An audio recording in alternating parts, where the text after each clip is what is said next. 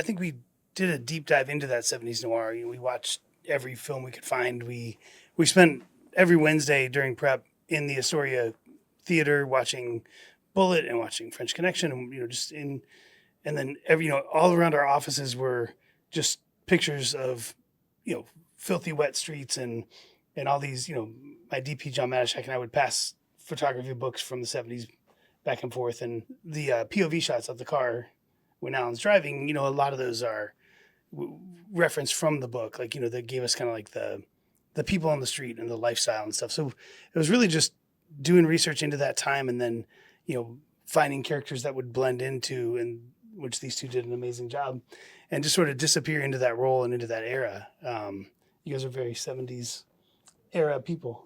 70s era souls. So it was What it was do you mean? in the best way. Ben and Shailene, tell us about his superpowers as a director. Like, just as a director, how he stands out. First and foremost, you're just such a good person. You are such a solid human being, and that goes so far when you're in a creative place, because it breeds comfort and familiarity and trust and safety and protection. And I think your biggest superpower is knowing exactly what you want and being open to how you get there. I think that is something that you can't, we talked about this yesterday, that you don't break intuition. You create an environment where intuition is free and can fly and can breathe, but you have you know where that intuition should be guided to. And that's something that I think is a massive superpower.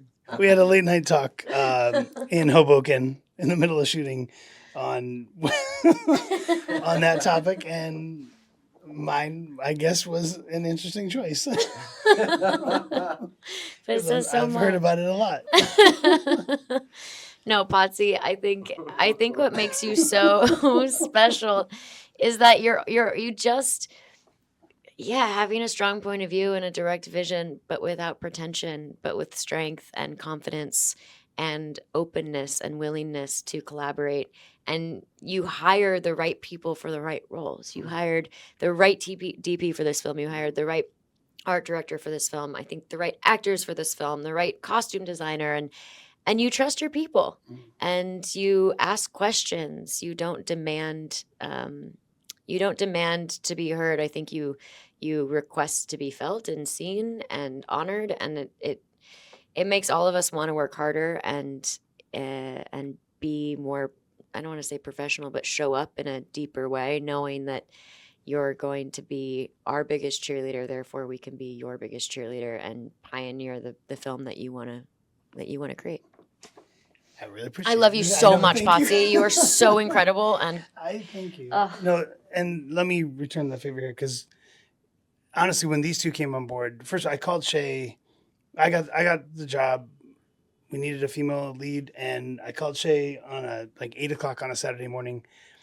And I was like, "Hey, I have a 70s film. It's Detroit 70s. There's no dialogue." She goes, "Please send me the script right now."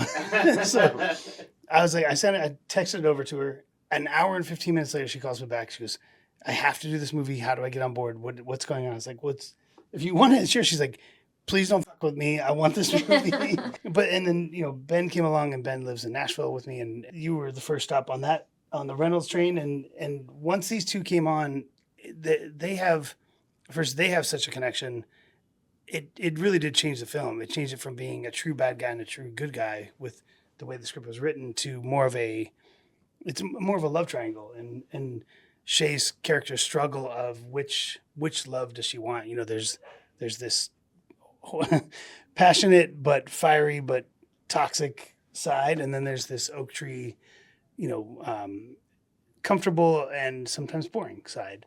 And so it's the struggle between the two, which I think a lot of the conversations we had, that's a real battle a lot of women go through, is finding that right love. But watching these two work, you go into a scene with an idea and a blocking and an overall idea of what it's going to be, but when they get in there and you see, they've connected to this character so well, and they've lived in it, and even on your days off, you guys are like still feeling it, and we're dancing down the streets of Hoboken at 2 a.m.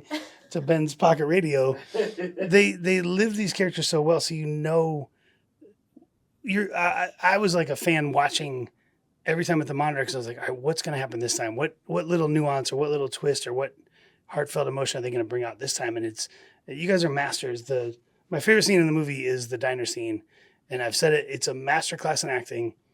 These two spent 4.5 wordless minutes dancing this unspoken ballet with each other, and it was a makeup. It was a scene where two people are making up and reuniting, and watching you two do this scene was like it is a flawlessly acted scene.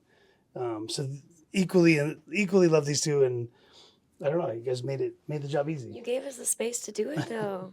You gave us the space and the time, and that's so rare. That just doesn't happen generally. We had a lot of fun in Hoboken.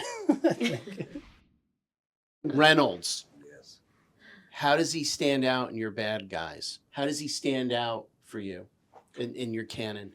I don't put him as a bad guy. I can't process this as a bad guy. He's a man who loves a woman and will do anything to get her back, and is ready to put out fire with gasoline to get her back.